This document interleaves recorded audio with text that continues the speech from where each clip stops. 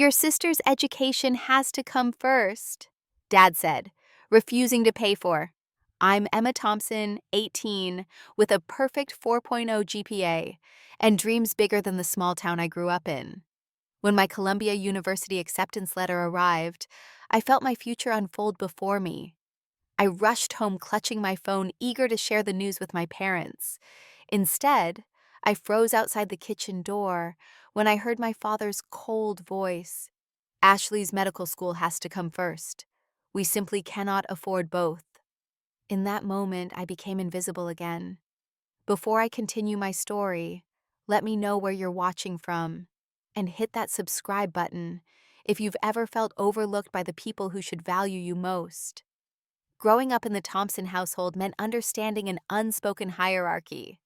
At the top sat my father, James Thompson, a stern accountant with traditional values and a rigid worldview. At 52, he commanded our family with the same precision he applied to balance sheets, always calculating the return on investment for every decision. His gray-blue eyes could warm with pride when looking at my older sister Ashley, but often cooled to ice when turned toward me. My mother, Diana Thompson, occupied the middle tier of our family structure. At 48, she worked part-time as a nurse at the local hospital, her naturally kind disposition often overshadowed by her need to keep peace at all costs. She was the ultimate people pleaser, especially when it came to my father. I can count on one hand the number of times she disagreed with him openly. Those rare instances of rebellion were quickly smoothed over with apologetic gestures and quiet submission. Then there was Ashley, my sister, the golden child of our family, at 21 years old. 3 years older than me, she had always been the blueprint for success in my father's eyes. Ashley wasn't malicious about her favored status, just accustomed to it, like breathing. Her decision to pursue medicine perfectly aligned with my father's vision of success, providing him with bragging rights at every community barbecue and family gathering.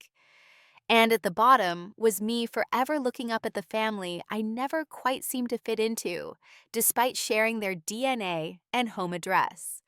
Our middle-class lifestyle in suburban Pennsylvania provided a comfortable existence. We lived in a four-bedroom colonial with a well-maintained lawn, two reliable cars in the driveway, and annual vacations to beachside rentals. Money was never abundant, but we weren't struggling either. At least that's what I thought, until the day I learned that financial resources like parental love in our household were conditionally distributed. Living in Ashley's shadow wasn't something that happened suddenly. It built gradually like sediment forming rock over time until the pattern was solid and unmovable. I can trace it back to elementary school when Ashley would bring home perfect math tests that earned places of honor on the refrigerator. My creative writing awards would receive a cursory "That's nice, Emma" before being tucked away in a drawer. By middle school, the contrast became more pronounced. When Ashley won the regional science fair, my parents threw a party with all our relatives invited. When I became the youngest editor of the school newspaper that same year, it warranted a brief mention during dinner. High school crystallized the difference in our treatment. For Ashley's graduation, my parents rented a banquet hall and invited 60 guests to celebrate her scholarship to Penn State's pre-med program. My father gave a tearful speech about her bright future and unlimited potential. For my honor roll achievements that same year, we had a quiet dinner at home, interrupted frequently by my father taking business calls.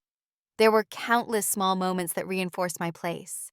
My parents attending every single one of Ashley's debate competitions, while missing my state journalism awards ceremony because something came up at work. My mother helping Ashley prepare for biology exams late into the night, while telling me my English paper could wait until morning. My father proudly displaying Ashley's academic trophies on his office shelf, while my writing contest certificates remained in a folder under my bed. Despite all this, I never stopped trying. I maintained perfect grades while working part-time at the local bookstore. I saved every dollar I earned, hoping it would contribute to my college fund. I became editor-in-chief of our school newspaper, led the creative writing club, and secured glowing recommendation letters from every English and journalism teacher.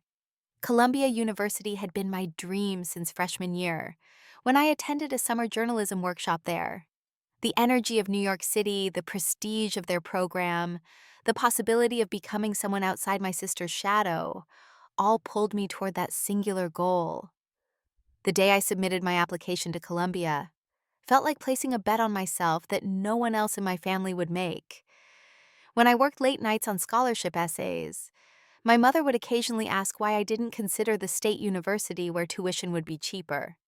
My father never asked about my college plans at all, so when that acceptance email arrived on a bright spring afternoon, the validation felt almost physical, like finally being able to breathe after years underwater. Columbia wanted me. They saw something in my writing, my grades, my potential that warranted a place in their incoming class. For once, I wasn't being compared to Ashley. I had achieved something significant on my own merits, in my own field. I remember walking home from school that day, the Pennsylvania spring sunshine warming my face, imagining my parents' reactions. Maybe now finally they would see me. Maybe my father would clear a space on his office shelf. Maybe my mother would call relatives with the same excitement she had for Ashley's achievements. Maybe, just maybe, I would move up one rung on the Thompson family ladder. That beautiful delusion lasted exactly 45 minutes, the time it took to walk from school to our front door, where reality was waiting to remind me of my place.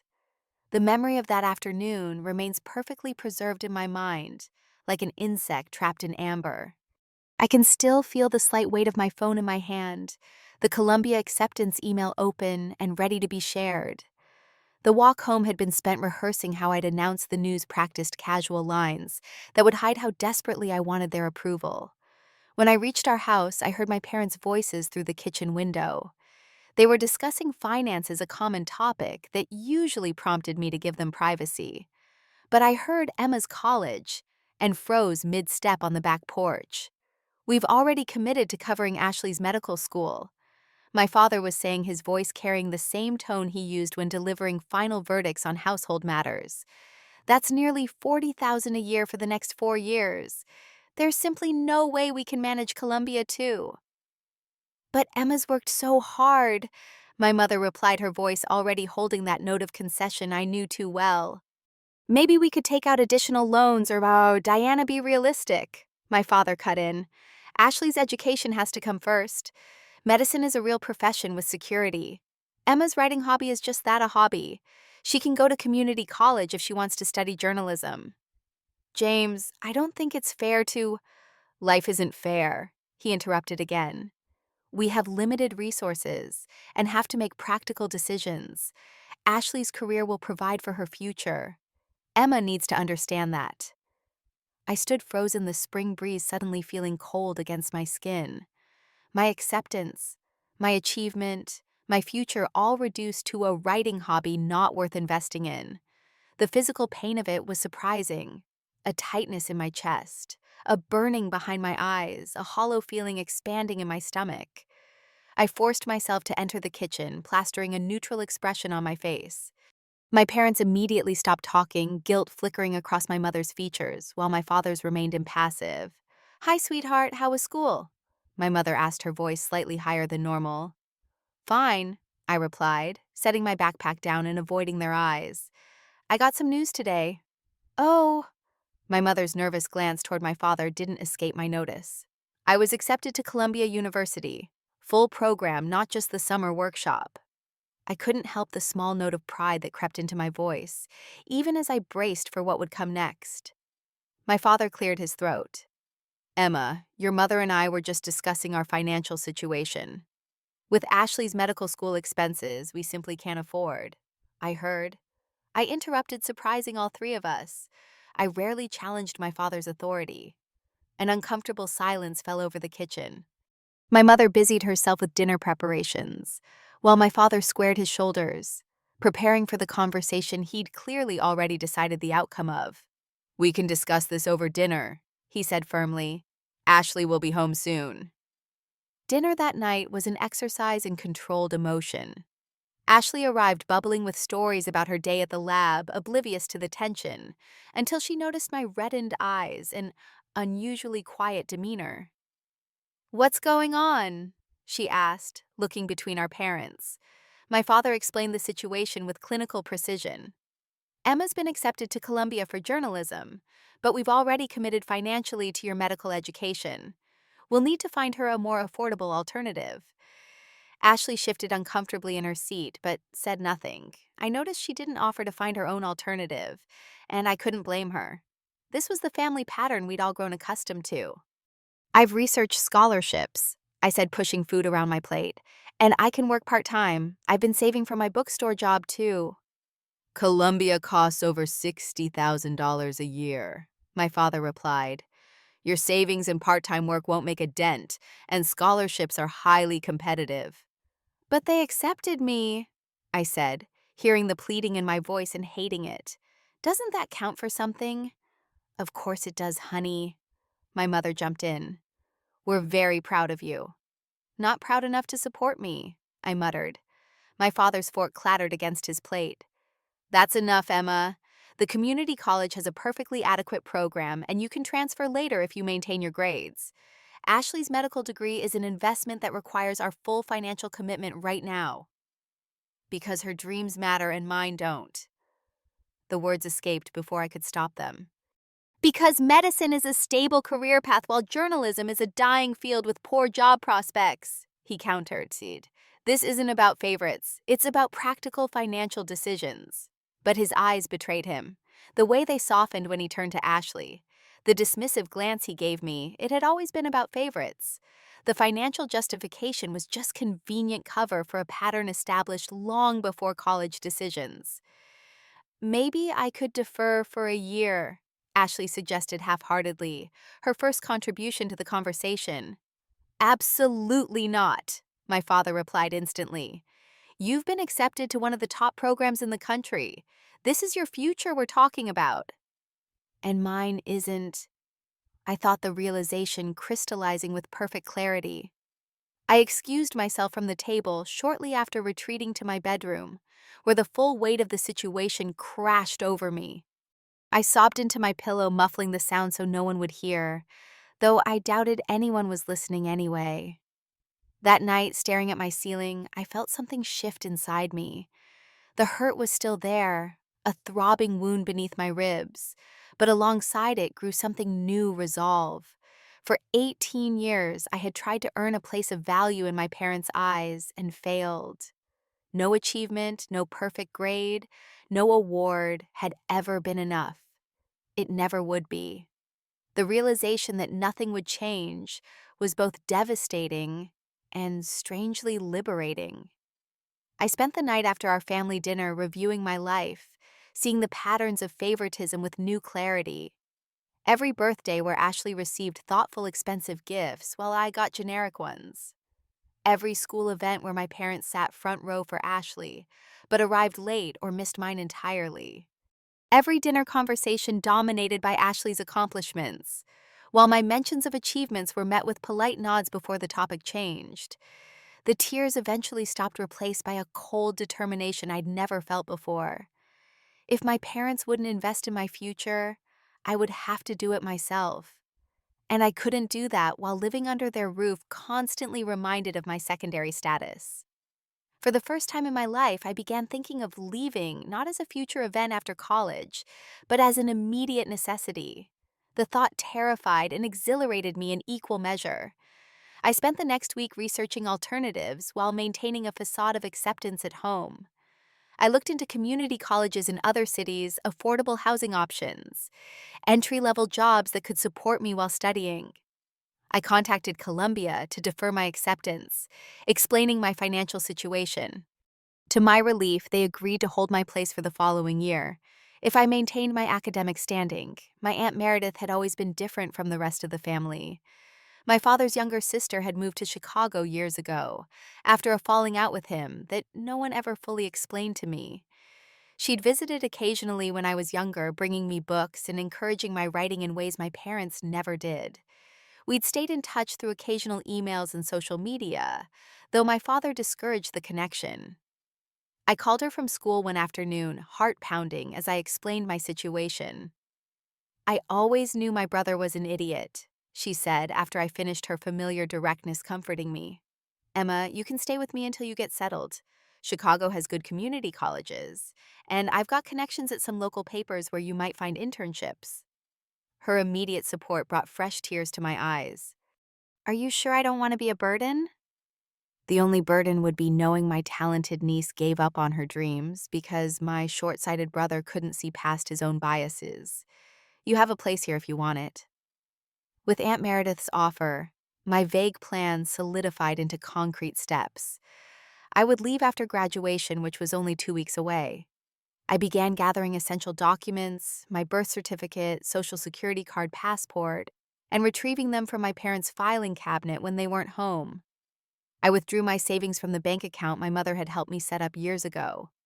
It wasn't much, just over $3,000 from years of birthday money and part-time work, but it would help with transportation and initial expenses.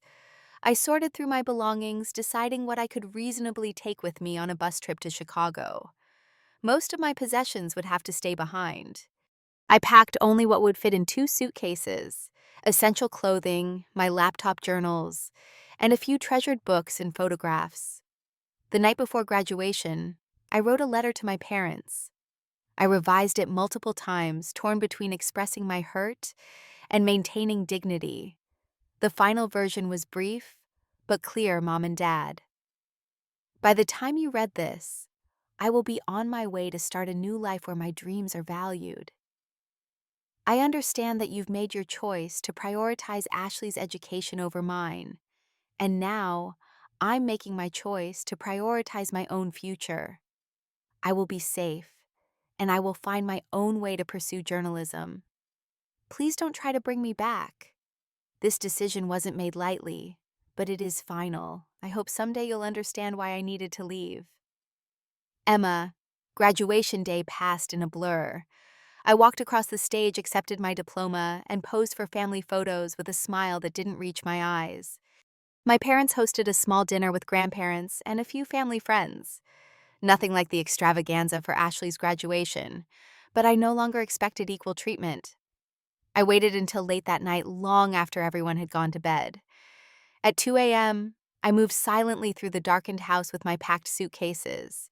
In the kitchen, I placed my letter on the table where they would find it in the morning.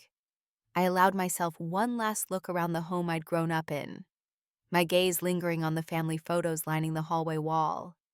In every picture, there was a subtle truth I'd always felt, but now could clearly see my father looking proudly at Ashley, while I stood slightly apart, my mother's arm wrapped more securely around my sister's shoulders than mine, my own smile growing more forced with each passing year, as I unconsciously registered my place in the family hierarchy.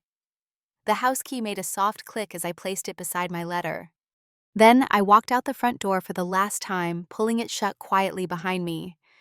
The night air was cool as I wheeled my 2 suitcases to the bus stop 6 blocks away. The 3:15 a.m. bus to Chicago was nearly empty, just a few drowsy passengers nodding off against windows. As the bus pulled away from my hometown, I felt a complex tangle of emotions: grief for the parental support. I never had fear of the unknown future, but also an unexpected sense of freedom. For the first time, my life would be entirely my own. No more striving for approval that would never come. No more competing with Ashley for scraps of attention. No more pretending the inequality didn't hurt. Whatever happened next would be determined by my choices alone. As Pennsylvania farmland gave way to Ohio, and then Indiana, I watched the sunrise from the bus window. The symbolism wasn't lost on me: a new day, a new beginning. By the time we crossed into Illinois, I had cried my last tears for the family I was leaving behind. Chicago was waiting, and with it the chance to become someone defined by more than just being Ashley Thompson's overlooked little sister. My first weeks in Chicago were both harder and more liberating than I could have imagined. Aunt Meredith lived in a modest 2-bedroom apartment in Andersonville, a neighborhood with tree-lined streets and diverse residents. Her spare room became my temporary haven: a twin bed, a small desk, and blessedly no reminders of my secondary status. "This is just a starting point," she told me on my first night there, after helping me unpack my meager belongings. "You'll build your own life piece by piece now." Aunt Meredith worked as a graphic designer for an advertising agency, her creative spirit evident in both her apartment's eclectic decor and her approach to life's challenges. Unlike my father's rigid thinking, she embraced adaptation and unexpected opportunities. She was exactly what I needed in those vulnerable first days of independence. Reality quickly set in as I searched for jobs with only a high school diploma and limited work experience. After a week of submitting applications, I secured a position at Brewster's Coffee, a local cafe 6 blocks from Aunt Meredith's apartment. The pay was minimum wage plus tips, and the hours were often early mornings or late evenings, but it was a start. Most successful journalists I know had humble beginnings. Aunt Meredith reassured me when I came home exhausted after my first double shift, smelling of coffee grounds, and feeling miles away from my Columbia dreams. With my first paycheck, I enrolled in evening classes at Truman College, one of Chicago's community colleges. The campus lacked Columbia's prestige, but the journalism professor, a former Chicago Tribune reporter, offered real-world expertise and connections that would prove invaluable. I threw myself into assignments determined to build a portfolio strong enough to eventually transfer to a 4-year program. About 2 weeks after I left, my mother finally called. I was wiping down tables after my shift when my phone vibrated with her name on the screen. My heart lurched as I answered. "Emma, thank God. Are you safe? Where are you?" Her voice was tight with worry, and something else, anger perhaps, or hurt. "I'm safe, Mom. I'm staying with Aunt Meredith." "In Chicago, Emma, you need to come home right now. Your father and I have been worried sick. We've considered filing a police report." The concern would have touched me once. Now it just felt hollow. I left a note explaining everything. "I'm not coming back." You can't just run away because you didn't get your way about college. That's not how adults handle problems. "I didn't run away because I didn't get my way," I replied, surprised at how steady my voice remained. "I left because I finally accepted that I'll never be a priority in that house. I'm making my own way now." I heard muffled voices. Then my father came on the line, his tone brooking no argument. "Emma, this childish behavior stops now. You will come home and we will discuss rational alternatives for your education like adults." "There's nothing to discuss. You made your position clear. Ashley's education comes first. I've accepted that and removed myself from the equation." "You're 18 years old. You have no idea what you're doing." "I'm working and taking classes at a community college, exactly what you suggested. The only difference is, I'm doing it on my terms, not as a consolation prize while watching Ashley receive everything I was denied." "This is about more than just college, isn't it?" he asked, his voice hardening with realization. "It's about 18 years of being secondary dad. 18 years of trying to earn the same love and support you give Ashley automatically. I'm done trying." He was silent for a moment before saying, "If you don't come home now, don't expect financial support from us in the future." I almost laughed at the empty threat. "You already made it clear there would be no financial support for my education. What exactly am I losing here?" The call ended shortly after, with no resolution, and the distinct feeling that the distance between us was growing wider by the minute.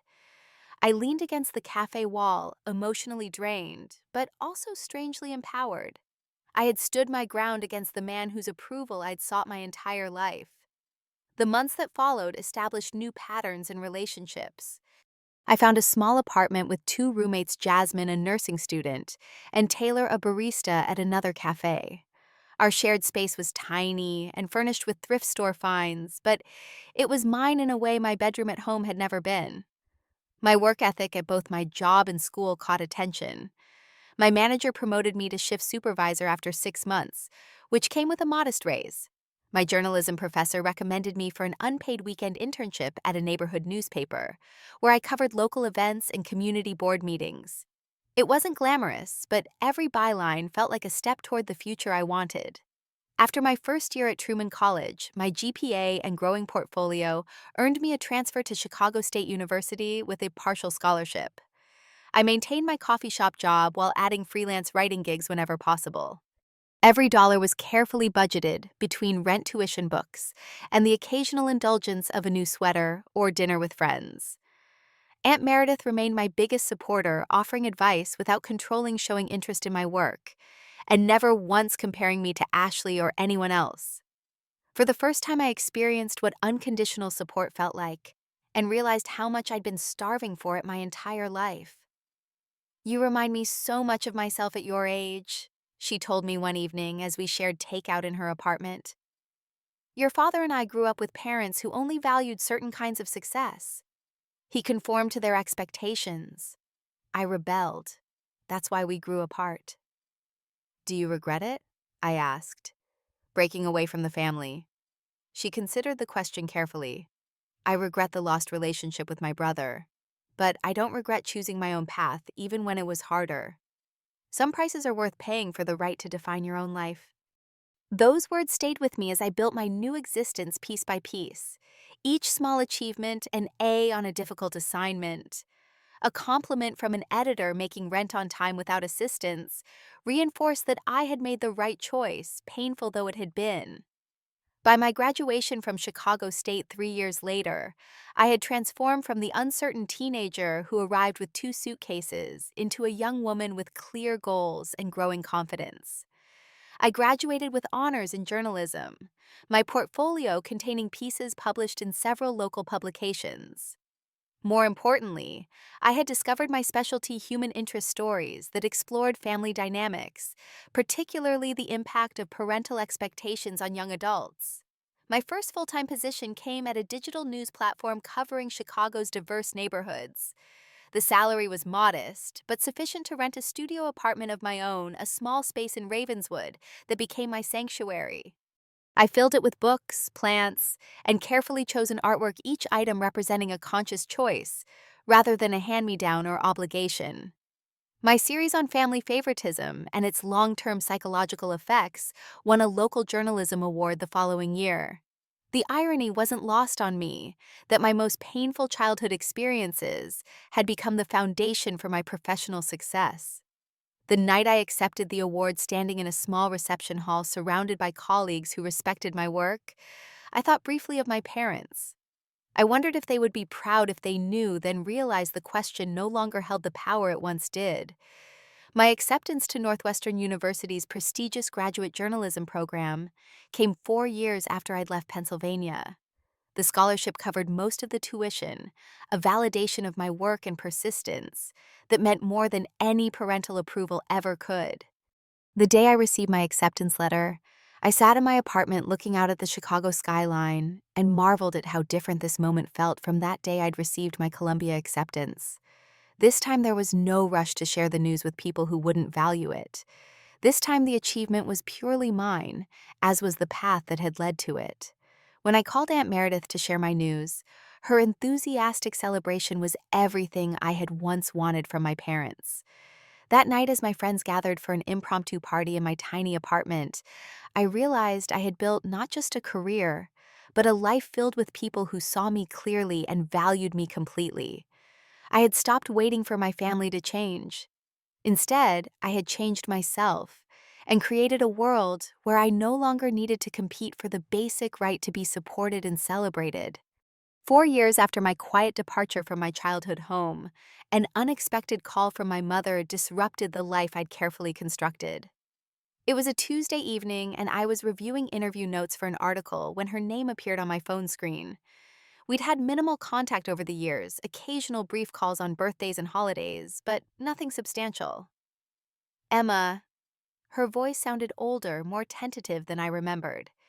"Do you have a moment to talk?" "Sure, Mom. Is everything okay?" Despite everything, concern immediately surfaced. She wouldn't call without reason. There was a long pause before she continued. "Not really. Ashley dropped out of medical school last month. She was struggling with the coursework and finally admitted she's been unhappy for a long time." The news stunned me into silence. Ashley, the golden child, the future doctor, had abandoned the path our father had been so determined to fund at all costs. "Your father is—" She hesitated, taking it very hard. "He keeps saying all that money was wasted, all those sacrifices for nothing." Sacrifices like my education, I thought, but didn't say. "Ashley's moved back home temporarily. She's talking about pursuing a teaching degree instead. Your father barely speaks to her. My mother's voice cracked slightly. And our marriage is suffering too. This situation has brought up a lot of issues we've ignored for years. I listened, conflicted emotions swirling through me. There was an undeniable flicker of satisfaction at Ashley's failure, a human response I immediately felt guilty about.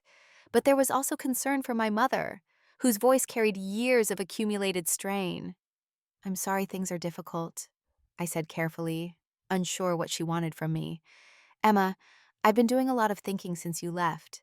About how we treated you, how your father and I allowed the differences between you and Ashley to become so pronounced. She took a deep breath. I miss you. I miss the relationship we should have had. Her words hung in the air between us, an admission I'd waited years to hear. I'd like to visit you in Chicago, she continued when I didn't immediately respond. Just me, to see your life, to try to understand better. Would that be possible? The request caught me off guard. Part of me wanted to refuse to protect the independence I'd fought so hard for. Another part recognized this might be a chance for healing I hadn't allowed myself to hope for. I need to think about it, Mom. This is unexpected. Of course. Take all the time you need. There was resignation in her tone, as though she'd anticipated my hesitation. Just know that I'm ready to listen now if you ever want to talk about what happened, about how you felt all those years. After we hung up, I sat motionless, my article notes forgotten. The call had cracked open a door I'd firmly shut years ago, letting in complicated emotions I thought I'd resolved through distance and time. That night I called Aunt Meredith and explained the situation. Your mother's reaching out. That's significant, she said. But you don't owe her immediate forgiveness or access to the life you've built without her support. Part of me wants to see her, I admitted, but another part is afraid of falling back into old patterns. You're not the same person who left home 4 years ago, Emma. You're stronger now with clearer boundaries. Trust yourself to maintain those boundaries even if you decide to see her. After several days of consideration, I called my mother back. I'm not ready for a visit yet, I told her. But I'm willing to continue talking by phone, small steps. She agreed readily, and our conversations became a monthly occurrence. I learned more about the deterioration of my parents' marriage, how my father's controlling nature had finally pushed my mother toward independence after years of compliance, how Ashley's departure from medicine had forced them both to confront the unhealthy dynamics they'd created. During one particularly honest call, my mother confessed, I knew it wasn't right how differently you were treated. I told myself it wasn't that bad, that you were strong and would be fine. I failed you by not standing up more. Why didn't you? I asked the question I'd held back for years. Her sigh carried decades of complicated history. Fear, mostly. Fear of your father's disapproval, of conflict, of admitting our family wasn't what I pretended it was. It was easier to go along than to fight battles I didn't think I could win. The honesty was refreshing, even if the explanation wasn't entirely satisfying. My mother had been a victim of my father's controlling behavior in many ways, but she had also been an adult with choices. I'm trying to make different choices now, she added, seeming to read my thoughts. Starting therapy, considering separation. Ashley's situation was a wake-up call about the damage our family patterns have caused. A month after this conversation, my phone rang with my father's name on the screen, the first direct contact from him since our heated exchange 4 years earlier. My hand hovered over the phone, heart racing, before I finally answered. Emma. His voice was the same authoritative tone I remembered. Your mother tells me you're refusing to come home for a visit. No greeting, no pleasantries, just straight to his agenda. Something's never changed. I'm not refusing anything. I'm setting boundaries about what I'm comfortable with right now. This family needs to resolve its issues face to face. Your continued absence is making things more difficult for everyone. I almost laughed at the familiar pattern, my needs subordinated to family convenience, my feelings dismissed as inconvenient. Dad, I have a life here, a career I'm building. I can't drop everything because the family dynamic you created has finally fallen apart. So you're punishing us? Is that it? No. I'm prioritizing my well-being, something I learned to do when I left." He was quiet for a moment before saying, "Your sister made a mistake with medical school. She admits that, but at least she's trying to make things right by coming home and regrouping." The implication was clear. Ashley's return represented proper family loyalty, while my independence was a betrayal. Some part of me had hoped for change for growth, but my father remained firmly entrenched in his perspective. "I'm glad Ashley felt she could come home," I said evenly, "but my path is different and I'm not coming back."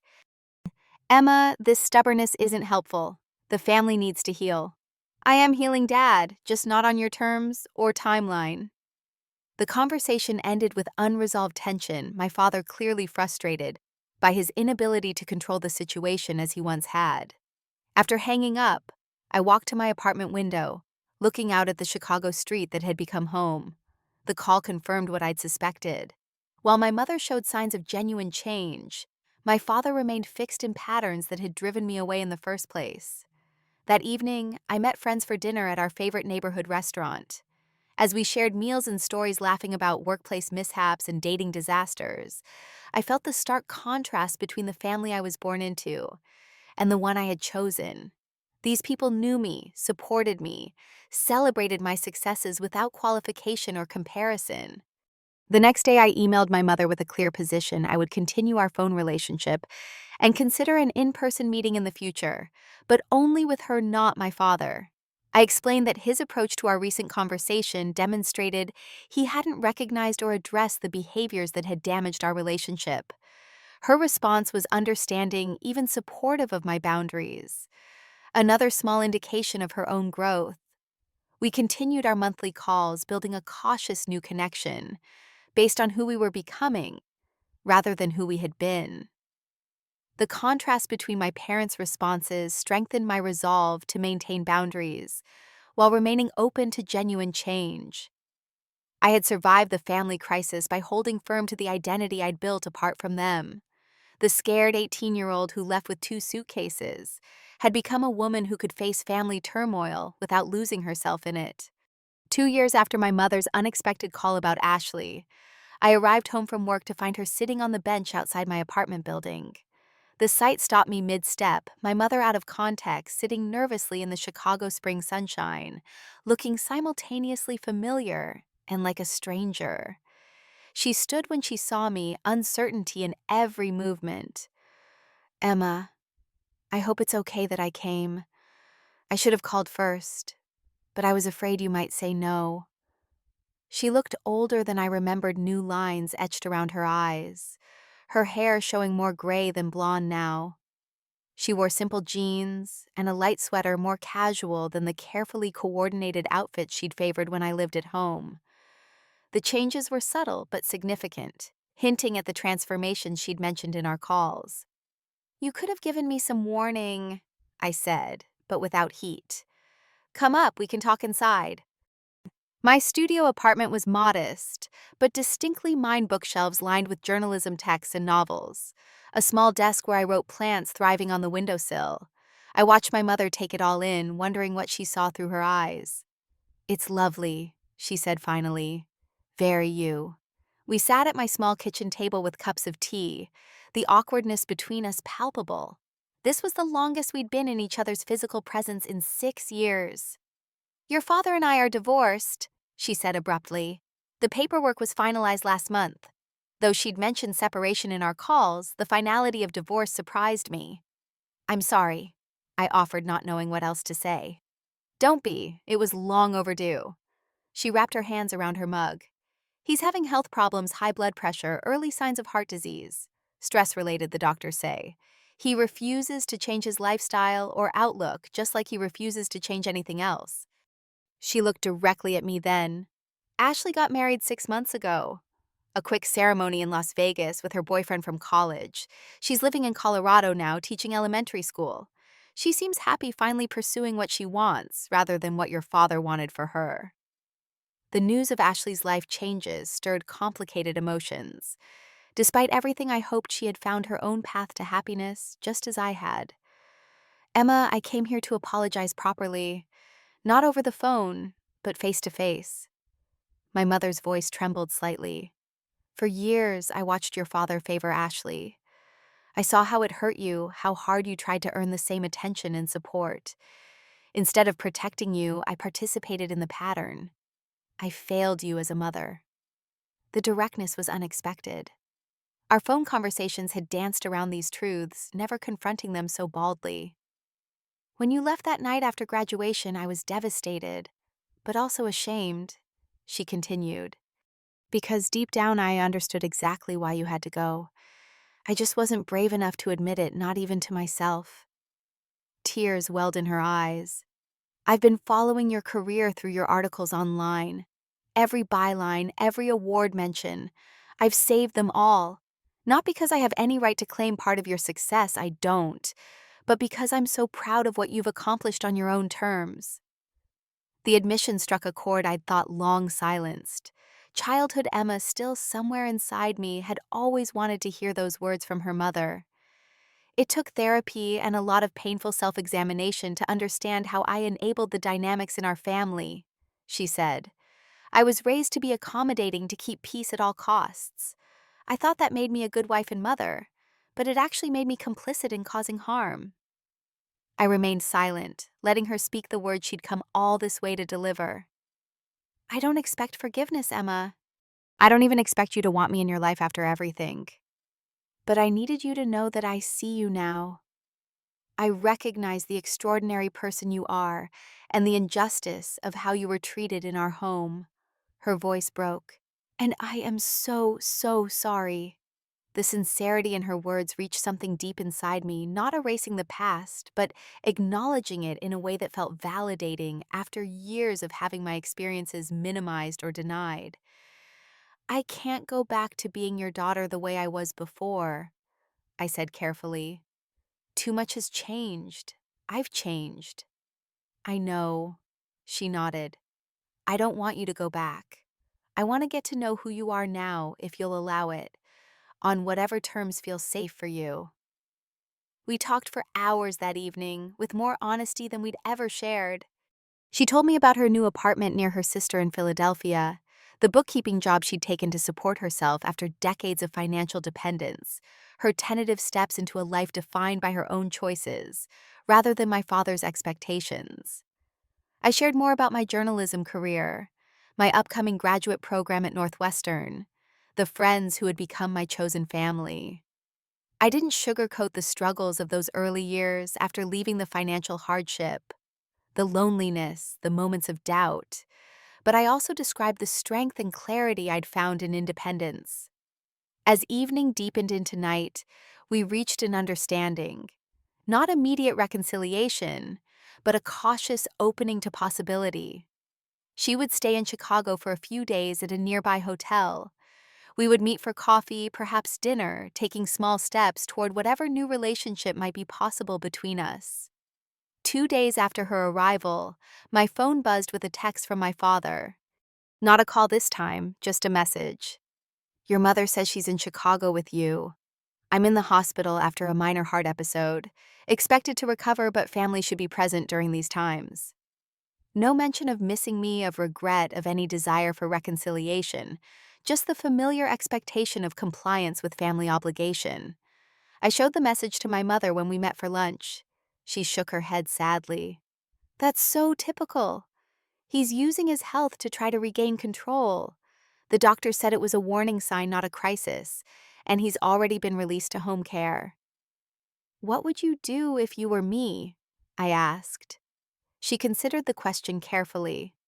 6 years ago, I would have told you to do your duty and visit him regardless of how he's treated you. Today, I'd say trust your instincts about what's healthy for you. You don't owe anyone your presence if they haven't earned it through respect and care. I composed a brief, polite response. I'm sorry to hear about your health concerns. I hope you recover quickly and follow your doctor's advice. I won't be visiting at this time, but wish you well. Setting that boundary and having it supported by my mother of all people felt like the closing of one chapter and the opening of another. The past couldn't be changed, but how we proceeded from here was within our control. By the end of my mother's week in Chicago, We had established the foundation for a new kind of relationship, one based on mutual respect rather than the old family hierarchy. She would return for my graduate school graduation the following year. We would continue our regular calls. We would build connections slowly, with care for the fragile trust beginning to grow between us. As I hugged her goodbye at the airport, I felt a healing that I hadn't known I still needed, not complete. Perhaps never complete, but significant nonetheless. We had both stepped out of the shadows of the past, and were learning to see each other clearly in the present. 6 years after leaving my childhood home with 2 suitcases and no clear path forward, I stood in my Chicago apartment preparing for a milestone evening. The walls that had once seemed so empty now held framed copies of my published articles, my journalism award, and my recently acquired master's degree from Northwestern. The bookshelves overflowed with volumes on investigative reporting, literary journalism, and the media ethics topics that had become my specialty. At 34, I'd built the life that 18-year-old Emma had only dared to imagine, a respected position as features editor at a prominent Chicago digital news platform, a comfortable apartment in a neighborhood I loved, and a circle of friends who had become the family I chose for myself. "Are you sure this tie works?" Jake asked, emerging from the bathroom adjusting his collar. My boyfriend of 2 years, a talented graphic designer I'd met through work, shared my apartment most nights now. His creative eye complemented my journalistic precision, his easygoing nature balancing my more intense focus. "Perfect," I assured him, smiling at his perpetual concern about appearances, despite his casual artistic style. "Mom will love you just like she did the first time." My mother was visiting for the weekend, our relationship having evolved over the past 3 years into something neither of us could have predicted. Regular phone calls had become seasonal visits. Initial awkwardness had given way to a cautious warmth, then to genuine connection. We would never have the traditional mother-daughter bond, but we'd created something authentic that honored who we both had become. My sister Ashley and I had reconnected too, though more distantly. After her Las Vegas wedding, she had settled into teaching third grade in Denver, apparently thriving in a career she had chosen for herself. Our conversations remained somewhat superficial, the shadows of our unequal childhood still lingering between us, but there was a mutual respect that hadn't existed before. "Did your dad ever respond to your invitation?" Jake asked carefully, knowing this was sensitive territory. I shook my head. Radio silence. "Mom says he's still bitter about everything. The divorce, Ashley's career changed my independence. His health is stabilized, but his outlook hasn't improved." After my father's minor heart episode 3 years earlier, I had maintained minimal contact birthday cards, occasional brief emails. 6 months ago, I had extended an olive branch inviting him to visit Chicago alongside my mother's regular trip. The invitation had gone unanswered, confirming what I already knew. He remained unchanged, unwilling to enter any relationship where he wasn't in control. "His loss," Jake said, simply squeezing my shoulder. "You've done everything reasonable to keep the door open." The doorbell rang, announcing my mother's arrival. When I opened the door, she greeted me with the warm hug that had become our custom, then immediately presented Jake with a jar of her homemade apple butter, a specialty she knew he loved from her last visit. "The flight was on time for once," she said, settling onto our couch. At 54, Diana Thompson looked years younger than when I'd first seen her sitting outside my apartment. The divorce and subsequent life changes had lightened her somehow, as though she'd put down a heavy burden she'd carried for decades.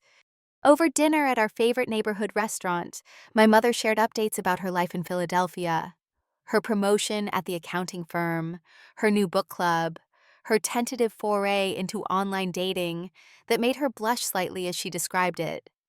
She was building her own life with the same determination I had shown years earlier.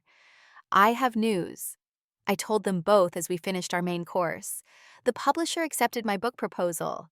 They're offering a contract for the Family Dynamics series expanded into a full-length work." My mother's face lit up with genuine pride. "Emma, that's wonderful. When did you find out?" "Yesterday. I wanted to tell you in person." The book had grown from my award-winning article series on family favoritism, exploring how parental treatment shapes children's identities and adult relationships. While not explicitly autobiographical, it drew deeply from my experiences and those of others I had interviewed over the years. "Will you write about us?" My mother asked, her expression a mix of curiosity and apprehension. "Not specifically," I assured her. "But I can't deny that my own experiences inform my perspective. The book is about patterns and healing, not about assigning blame." She nodded thoughtfully. "You should write what's true. I've learned that hiding from uncomfortable truths never leads anywhere good." Her growth continued to surprise and move me. The woman who had once avoided conflict at all costs now faced difficult realities with remarkable courage. Walking back to our apartment after dinner, Jake's arm around my shoulders against the autumn chill, I reflected on the path that had brought me here.